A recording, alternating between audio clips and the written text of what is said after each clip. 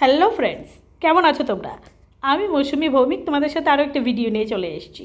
Friends, আজকে 14ই April, আজকে সমস্ত বাংলাদেশ জুড়ে নববর্ষ পালিত হয়। ন্যাচারালি আমার নববর্ষের দিন আসলে উত্তরাতে থাকা হয় না। আমি বাসাতে নিজের ফ্যামিলির সাথে নববর্ষ পালন করতে পছন্দ করি, তো এবার কোনো কারণবশত উত্তরাতেই আছি। তাই আমি এবং আমার বান্ধবী দুজন মিলে উত্তরাতে 11 নম্বর পার্কে মেলা হচ্ছে, সেখানে চলে গেলাম।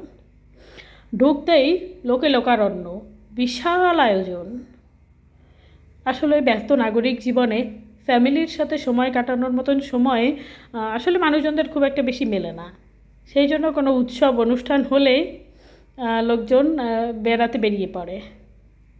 11 নম্বর পার্কে বাচ্চাদের জন্য অনেক ব্যবস্থা, নৌকা আছে, নাগরদোলা আছে, ট্যাম্পোলিন আছে, স্লাইড গেম আছে, এগুলা বিশাল ব্যবস্থা। এবং সেই রাইডগুলোর আশেপাশে লোকের ভিড়। এখানে কিন্তু অনেক স্টলও বসেছে মেলার মতন, নববর্ষের মেলা। এখানে প্রত্যেকটা সেক্টরের পার্কের সাথে এরকম ধরনের মেলা বসে, কিন্তু 11 নম্বর এবং 7 নম্বর এই দুটো সেক্টর পার্ক আমাদের বাসা থেকে খুব একটা দূরে না হওয়াতে আমরা ডিসাইড করি যে এই দুটো পার্কেই আজকে আমরা ভিজিট করতে যাব। এই দেখো কি সুন্দর নাগরদোলা। এগুলোই হচ্ছে বাচ্চাদের জন্য একটু মজা, কারণ ব্যস্ত নাগরিক জীবনে স্কুল কলেজ পড়াশোনা এগুলোর ফাঁকে ফাঁকে বাচ্চাদের আসলে এই ধরনের অ্যামিউজমেন্ট খুব কমই মেলে। এখানে দেখো বেলুন, বাচ্চাদের জন্য বিভিন্ন ধরনের খেলনা, মাটির খেলনা, এইসব হিউজ একটা আয়োজন আছে। এ দেখো মাটির জিনিসপত্র, সবাই লাল সাদা শাড়ি পরে বা লাল সাদা জামা কাপড় পরে এসছিল। দেখতে ভালোই লাগছিল, চতুর্দিকে লাল লাল। আসলে ব্যস্ত জীবনে আমরা যে সমস্ত কাপড়ই পরি না কেন, তো আসলে শাড়ির উপরে কাউকে অতটা সুন্দর লাগে না, শাড়িতে যতটা সুন্দর লাগে। এবং চতুর্দিকে সবাই দেখো লাল সাদা শাড়ি পরে প্রিয়জনদের সাথে গল্প গুজবে ব্যস্ত। দেখো চতুর্দিকে কিন্তু খুব সুন্দর স্টল বসেছে, বেশিরভাগই খাবারের স্টল, বিভিন্ন জিনিসপত্রের স্টল, কড়ির জিনিসপত্র আছে, গহনাগাটি, মনোহারি জিনিসপত্র, আচারেরও দুটো দোকান আছে, পানের দোকান আছে, বিভিন্ন নিত্য প্রয়োজনীয় জিনিসপত্রের দোকান আছে।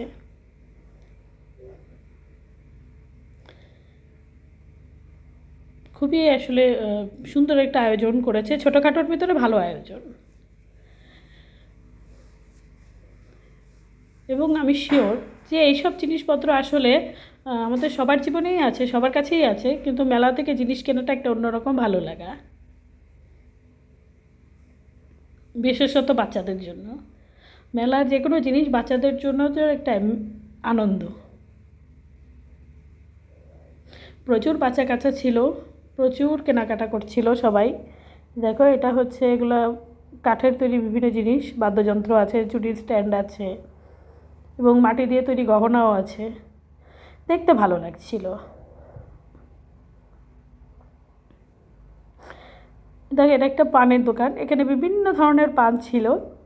আমরা নারকেলি পান খেয়েছিলাম, বেশ ভালোই লেগেছিল খেতে।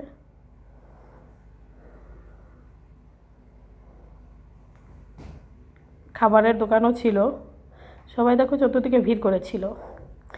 এখন আমরা 11 নম্বর থেকে বের হয়ে হাঁটতে হাঁটতে 7 নম্বরে চলে গেলাম। 7 নম্বরে পার্কের পাশে বেশ কিছু দোকান ছিল, ছোট আয়োজন, খুব একটা বড় আয়োজন নয়, বাট তাও চিন্তা করলাম ঘুরে ঘুরে দেখি এবং তোমাদেরকেও দেখাই।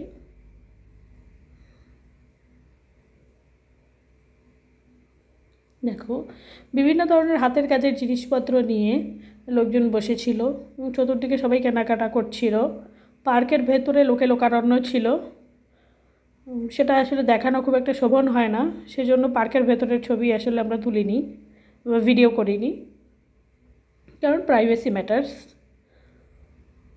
এই যে বিভিন্ন জিনিসপত্র দেখো পার্কের বাইরে, তো আজকে আসলে উত্তরা যত লোক ছিল সবাই মনে হয় ঘুরতে বেরিয়েছিল।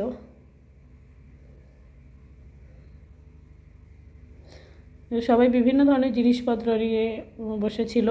ন্যাচারালি এখানে পার্কের পাশে 2-3টা দোকান থাকে, কিন্তু এত বিশাল আয়োজন থাকে না। সবাই যার যার জিনিসপত্র নিয়ে বসেছিল।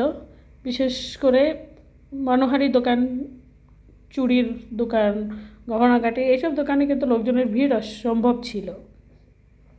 দেখো এই চুড়ির দোকানটা আমার নজর কেড়েছে, কারণ এর দোকানের জন্যই দোকানদার ছিলেন। দেখো কি সুন্দর করে শাড়ি পরে উনি বসে আছেন, এবং সবাই কিন্তু এই যে উনি সুন্দর করে চুড়ি পরিয়েও দিচ্ছেন, দেখো কি সুন্দর লাগছে। এইসব দেখতে দেখতে আসলে বেলা চলে আসলো, প্রায় সূর্য প্রায় ডুবে ডুবে। আমাদের বাসায় যাওয়ার সময়ও হয়ে গেল।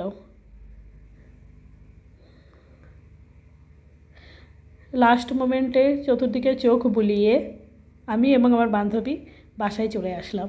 তোমাদেরকে ভিডিওটা দেখার জন্য অনেক অনেক ধন্যবাদ।